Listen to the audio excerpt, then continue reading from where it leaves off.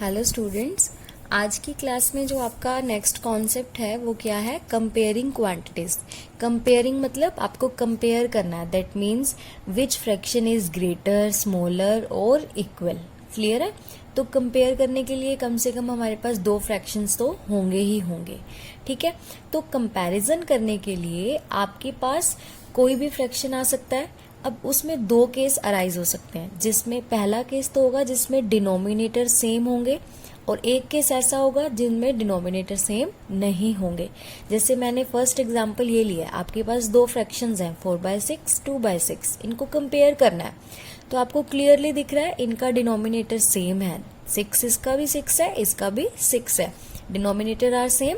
तो हमें क्या करना है? सिंपल नंबरेटर्स को कंपेयर करना है। 4 is greater than 2, that means this whole fraction is greater than this fraction. तो आप सिंपल लिख दोगे 4/6 ग्रेटर देन 2/6। क्लियर है? इन केस अगर डिनोमिनेटर सेम नहीं होते तो आपको क्या करना है? जैसे ये एग्जाम्पल आपके पास 2/3 और 4/5 को आपने कंपेयर करना है। आप देखो यहाँ पे 3 है और यहाँ पे 5 है, दोनों का डिनोमिनेटर अलग अलग है। तो अब इस फ्रैक्शन को इस फ्रैक्शन से कंपैरिजन करने के लिए हमें क्या करना है? दोनों डिनोमिनेटर का एलसीएम लेना है। 3 और 5 का एलसीएम क्या आता है? 15। क्लियर है? अब आपको क्या करना है? फर्स्ट फ्रैक्शन क्या है? 2/3 ले लिया, डिनोमिनेटर वही होगा जो आपके पास एलसीएम आया है। एलसीएम क्या आया है? 15। तो यहाँ पे क्या आया? 15 आपने डिनोमिनेटर ले लिया। अब इस 3 को किस नंबर से मल्टीप्लाई करें मुझे 15 मिले? या फिर आप ऐसे भी कह सकते हो कि 15 को 3 से डिवाइड करें तो आपको क्या मिलेगा? 5। तो इसी सेम नंबर से आपको नंबरेटर को भी मल्टीप्लाई करनी है। तो आपको क्या मिला? 2 5 जा 10, 3 5 जा 15। क्लियर है? तो ऐसे ही 4/5 फ्रैक्शन के लिए डिनोमिनेटर वही रहेगा जो आपका एलसीएम आया है। अब 15 को 5 से डिवाइड करोगे तो आपको क्या मिलेगा? 3। या फिर 5 को किस से मल्टीप्लाई करें कि आपको 15 मिले? 3। दोनों तरीके से आप कर सकते हो जिससे आपको इजी लगे। तो वी गो 3। तो इस 3 से आपको नंबरेटर और डिनोमिनेटर को मल्टीप्लाई करनी है। हमें क्या मिला? 4 3 जा 12, 5 3 जा 15। अब आप क्लियरली देख सकते हो डिनोमिनेटर्स जो हैं वो सेम हो चुके हैं। इसका भी 15 आ गया, इसका भी 15 आ गया। अब वही कॉन्सेप्ट, नंबरेटर को आप क्या करोगे? कंपेयर। तो 10 इज लेस देन 12, तो सिंपल 10/15 इज लेस देन 12/15। तो ये कंपैरिजन के लिए ध्यान रखने हैं दो केस। पहला केस जब डिनोमिनेटर सेम होंगे और दूसरा केस जब डिनोमिनेटर आर डिफरेंट। क्लियर है?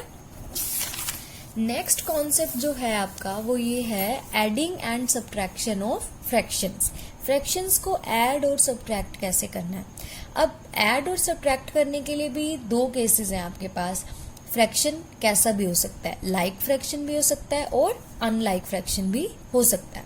तो लाइक फ्रैक्शन अभी मैंने आपको बताया कि दो केस थे, एक डिनोमिनेटर सेम वाला और एक डिनोमिनेटर डिफरेंट वाला। तो उसको हमने नया नाम दे दिया। अगर डिनोमिनेटर सेम है तो उसको हमने नाम दे दिया लाइक फ्रैक्शन, और अगर डिनोमिनेटर सेम नहीं है तो उसको हमने क्या नाम दे दिया? Unlike fraction. ठीक है?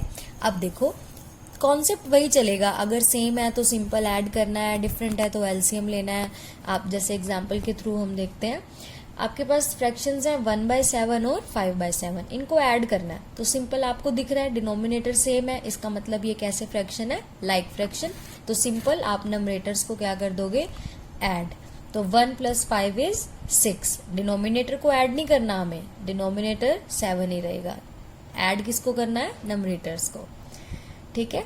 और सिमिलरली अगर मुझे माइनस करना हो तो डिनोमिनेटर जो है वो सेम रहेगा और आपको माइनस क्या करना है? तो similarly in case of subtraction आपको क्या करना है? डिनोमिनेटर 7 ही रहेगा, 5 में से 1 सब्ट्रैक्ट करोगे तो आपको क्या मिल जाएगा? 4/7। तो ये केस था आपका लाइक फ्रैक्शंस का। अब सेकेंड केस जो है वो है अनलाइक फ्रैक्शंस का। अनलाइक मतलब denominators are different. For example 3 1/2, 4 3/4 आपको दिया हुआ है। इस 3 1/2 को हम क्या कहते हैं? Mix fraction. अब इसको मैं ऐसे लिख सकती हूँ 3 2 जा 6, 6 में 1 प्लस किया तो आपको मिला 7/2। सिमिलरली 4 3/4 को हम कैसे लिख सकते हैं? 4 4 जा 16, 16 + 3 इज 19, 19/4।